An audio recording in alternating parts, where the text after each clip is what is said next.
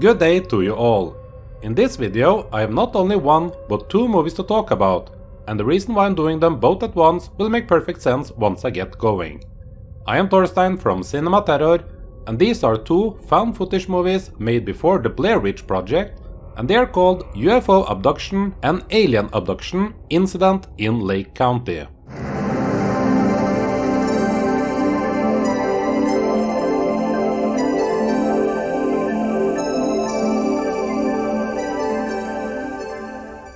Both movies share the exact same plot, as Alien Abduction is a remake of U.F.O. Abduction, but we'll get back to that later on.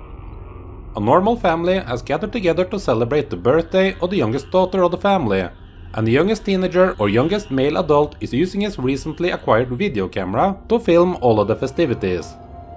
When the power suddenly goes out in their house, the men of the family head out to investigate and become curious when they notice a bright light out nearby in the woods. They become utterly shocked when they see what looks like a big spaceship sitting on the ground, with some little green or grey aliens walking by it. After looking at this incredible sight for a few minutes, the aliens take notice of them, so the terrified men start to run back to their house for safety. Their family does of course not believe they have actually seen aliens from outer space, but before the night is over, the aliens will have reached their house, and these spacemen do not come with friendly intentions. It's a spaceship, Mike. I know it is. It's a fucking spaceship. No way. Bullshit. It's not a spaceship. Holy what shit. Is it then? Holy shit, guys, I'm zoomed in. It's a spaceship. Holy shit. No way, man. I gotta get these. So basically, both movies are found footage with aliens attacking a family. The most interesting aspect of them is that they were both made before the found footage style became popular, first with the Blair Witch Project at the end of the 1990s, and then again to a much higher level with the success of Paranormal Activity in 2007. In that regard, filmmaker Dean Alioto was way ahead of his time, as U.F.O. Abduction was made all the way back in 1989. The concept made a lot of sense. Alioto was hoping to make a movie one day, but with the lack of money available, he felt like the only way you could actually create something was to do it in a handheld, point-of-view type of style. It is odd to think of this as a brilliant idea today, when everyone can make a movie with as simple of an equipment as a cell phone. But back in the 1980s, no one seemed to think that a simple point-of-view idea like this could ever work. Not only were Alioto and his friends able to put together a movie this way, but the authenticity was so strong that many believe that the U.F.O. abduction was in fact real. Some of it might have been due to there being nothing else out there like this at the time, and accidentally the movie also had some extra mystery surrounding it. The master print was lost due to a warehouse fire, so the film only floated around in the bootleg market under the alternative title of the McPherson Tape for several years, especially within the community of people who had an interest in aliens and UFOs. To make the film more believable, someone even removed the credits to pass it on as a real tape. Good stuff. Ow! What the fuck are you doing? What's going on? I can't see it. What is this? What the hell's your... What is this? Holy shit! That's a picture of one of the things that we saw up there! Oh no!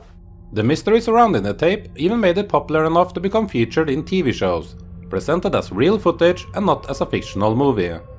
The rising notoriety of the tape eventually got back to Alioto, who made the smart decision of pitching a remake to the TV network UPN. Alioto wanted to remake the movie with a bigger budget behind it, and that resulted in the 1998 Alien Abduction Incident in Lake County. Ironically, that film was first made under the working title of The McPherson Tape, and this would eventually lead to people mistaking the two movies for each other. Some even believe that the second one was made to cover up the fact that the U.F.O. abduction tape was in fact real, and blending reality and fiction in a way like this is perfect for a found footage movie. The movies themselves mostly work as curiosity pieces to fans of the found footage format. They share nearly the exact same story, although the 1998 version expands upon it to make it run for 90 minutes, while the original was tighter and less movie-like as it only had a running time of 65 minutes. It's a simple but effective story, and its success or lack thereof is only relying on the way they were presented. U.F.O. Abduction was filmed on what I'm going to guess was an 8mm camera, and the available version we can see today has a realistic feel to it, both due to the focus on realism by the filmmakers, and also because the movie looks like a repeatedly duplicated videotape. I can easily understand why some people would think of this as a potential real footage, as it has that pure, authentic found footage feel to it. The characters speak over each other, the footage looks homemade, and for the most part you can buy into why they kept the camera rolling. I must say though, that the children dressed up in silly looking alien costumes should have given away for people. And that's not a knock towards the filmmakers, as there is only so much you can do with a budget of $6,500. Nothing in here, what are you doing? Put her in the back room! Why? Put her in the back. Mom, bring everyone in the back room! What are you doing? Bring that thing! No, don't bring that in! Oh, shit! Jesus, don't bring it in the house! What are you doing, Ayre? Don't bring it! What is it? Alien Abduction, on the other hand, had money available. Supposedly, the budget was more than $1 million, and that does give some advantages and disadvantages compared to the original. That gives us real actors, which might sound like an improvement, but mediocre acting is not as convincing when presented in clear, decent looking visuals compared to low quality footage of people who seem to not even be acting at all. There was also an opportunity to do more special effects, and some of it did add some enjoyment to the experience. A decision was also made to intercut the footage with talking heads interviews of supposedly experts on alien abduction cases.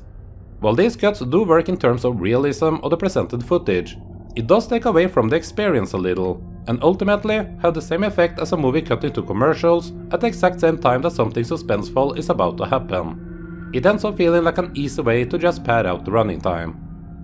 Both films are more interesting than good. I think the backstory behind them, and how ahead of its time they were, are more fascinating than sitting through each of the actual movies. I think they are even in quality, and both have the same issue of keeping you engaged from start to finish. If you want a grainy, authentic feel to your alien abduction story, then the original UFO Abduction would be the way to go. If you prefer a bit more production value to your entertainment, then the remake would suit you better. Neither of them are very engaging, as you spend most of the time with the family members arguing about what they should do, and at least I failed to care that much for any of them, and sat quietly waiting for the aliens to show up and mess with them. So with all of this being said, I'm giving both movies the same final score.